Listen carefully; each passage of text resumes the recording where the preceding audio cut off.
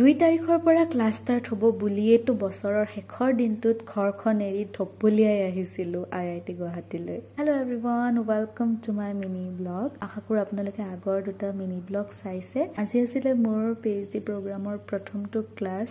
নটিচত লিখা মতে সেয়েহে ব্ৰেকফাষ্টটো কৰি মৌস্মিতা আৰু মই দৌৰাদৌৰিকে গ'লো ক্লাছলৈ। দুইজনীয়ে চিনিও নাপাইছিলোঁ ক্লাছ হ'ব ক'ত, হয় ক'ত, আৰু য'ত লিখা আছে সেই ৰুমটো আছে ক'ত। যেন তেন বিচাৰি উলিয়াই ক্লাছৰুম পালো আৰু গৈ দেখিলো তাত কোনো নাই। আমি দুটা ষ্টুডেন্ট নেকি এই বেটছটোৰ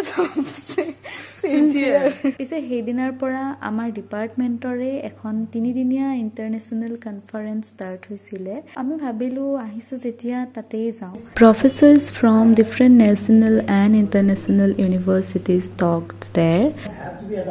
তাৰপিছত মোৰ সেইদিনা ভাল লগা কথা এটা হৈছিলে যে মই লগ পালো নীলক, যিয়ে মোৰ তেজপুৰ ইউনিভাৰ্চিটি দিনৰ পৰা ব্লগছবোৰ চাই আছে। তেওঁলোকক বেলেগকে নীলোৎপলক ইন্ট্ৰডিউচ কৰোৱাৰ দৰকাৰ হয়তো নাই।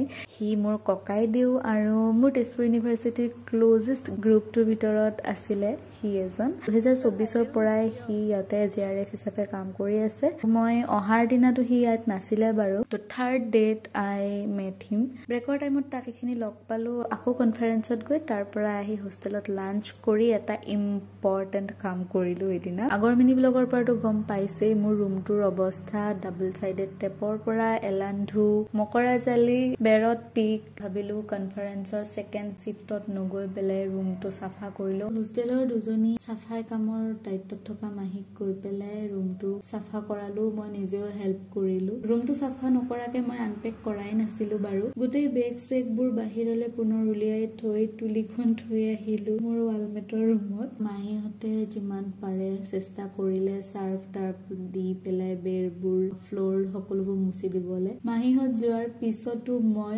আকৌ নিজে নিজে ক'ত কি কৰিব পাৰি মুচি ঠিক কৰিলো। তাৰ পাছতহে মনটো অলপ শান্তি হ'ল। ৰুমটো থাকিবৰ উপযোগী কৰি তুলিবলৈ এটা মেজৰ ষ্টেপ হৈ গ'ল। এতিয়া ৰুমটো আকৌ পৰিপাতি কৰিবলৈ বাকী থাকিল। ডিনাৰত যি আছিলে চব খাই দিনটো এনেকে শেষ হ'ল। আৰু নেক্সট মিনি ব্লগত দেখা পাব মই কেনেকে ৰুমটো ঠিক ঠাক কৰো। থেংক ইউ ফৰ ৱাচিং এণ্ড ছাবস্ক্ৰাইব ফৰ মোৰ।